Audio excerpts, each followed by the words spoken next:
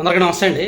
Sorry, ఈ video కొంచెం లేట్గా చేశాను. అంటే నేను హైదరాబాద్లో ఉన్నాను, కొంచెం బిజీగా ఉండడం వలన ఒక ఇంపార్టెంట్ ఇష్యూ మీద లేట్గా చేయాల్సి వచ్చింది. ఇది కామన్ సెన్స్తో కూడిన అంశం. పొలిటీషియన్స్ కామన్ సెన్స్ ఎలా ఉంటుంది, పొలిటీషియన్స్ ఎంత చెత్తగా మాట్లాడతారు, not related to any party, ఒక పార్టీకి సంబంధించిన వ్యక్తిని కాదు, కానీ పాలిటిక్స్ అనే దగ్గరికి వెళ్ళేసరికి ఇంకా వాళ్ళు నైతికత కోల్పోతారేమో, ఎథిక్స్ అవసరం లేదు, మారల్స్ అవసరం లేదు, అబద్ధాలు అన్నీ కూడా.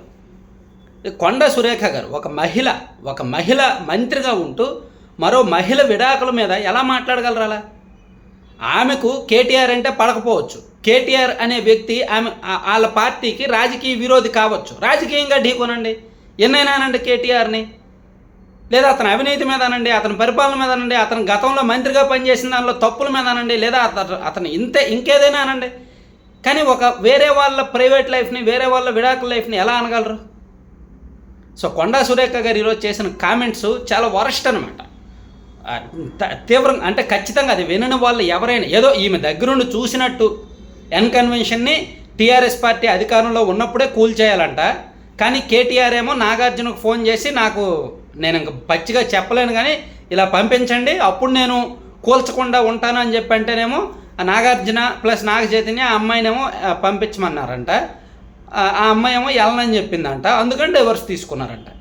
ఎంత చెత్త అండి! ఒక మంత్రిగా ఉంటూ అలా మాట్లాడొచ్చండి? ఎంత వర్స్ట్ అండి, టూ వర్స్ట్ కదా.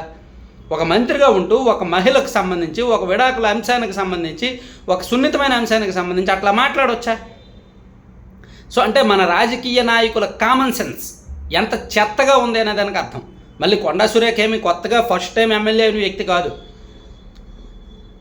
ఆమె ఎప్పటి నుంచో ఉన్నారు రాజకీయాల్లో, సీనియర్, వాళ్ళ ఫ్యామిలీకి ఒక పట్టు ఉంది. రాజశేఖర రెడ్డి గారు ఉన్నప్పుడు కూడా మంత్రిగా పనిచేశారు. సో మరి ఆమె ఇంత వరస్ట్గా మాట్లాడడం ఏంటో, అందులో ఒక మహిళా మంత్రి. సమంత నాగ చైతన్య విడాకులు అంశం ఎప్పుడూ అది బహిరంగంగా తెలిసిందేంటో, లోపాయికారిగా వాళ్ళిద్దరికి జరిగిందేంటో వాళ్ళకి తెలియాలి. బహిరంగంగా అనేక పుకార్లు రావచ్చు కాక, అనేకం ఒకరినొకరు చర్చించుకోవచ్చు కాక, కానీ అవి మనకు అనవసరం. వాళ్ళిద్దరు వ్యక్తిగతంగా ఏం జరిగిందో బయట వాళ్ళకి థర్డ్ పర్సన్కి అనవసరం.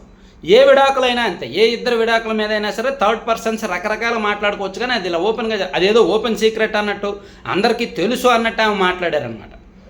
చాలా తప్పు. ఆమె మాటలు విన్న తర్వాత చాలా బాధ అనిపించింది. మన పొలిటీషియన్స్ కామన్ సెన్స్ ఇంత చెత్తగా ఉందేంట అనిపించింది అనమాట నాకు. సో అది కరెక్ట్ కాదు.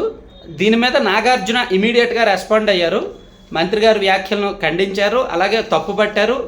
అలాగే సమంత కూడా ఒక ప్రెస్ నోట్ రిలీజ్ చేశారు. మా ఇద్దరు విడాకులు మా ఇద్దరు వ్యక్తిగత వ్యవహారానికి సంబంధించింది, మా ఇద్దరు ప్రైవేట్ లైఫ్, ఒక పొలిటీషియన్ ఎందుకు దాని మీద రెస్పాండ్ అవ్వాలి, అది కరెక్ట్ కాదు అని చెప్పి ఆమె కూడా సున్నితంగా ఆమె ఇవ్వాల్సిన స్టేట్మెంట్ ఆమె ఇచ్చారు. అంటే ఇక్కడ సెలబ్రిటీల విడాకుల్ని ఎవరు ఎలా కావాలంటే అలా వాడేసుకుంటున్నారు, ఎవరు ఎలా కావాలంటే అలా చెప్పేసుకుంటున్నారు. అందులో ఒక పొలిటీషియన్, ఆమె కూడా ఎంతో కొంత తెలిసిన వ్యక్తి. సో దీన్ని ఇంతకన్నా ఏం కామెంట్ చేస్తామని చెప్పండి.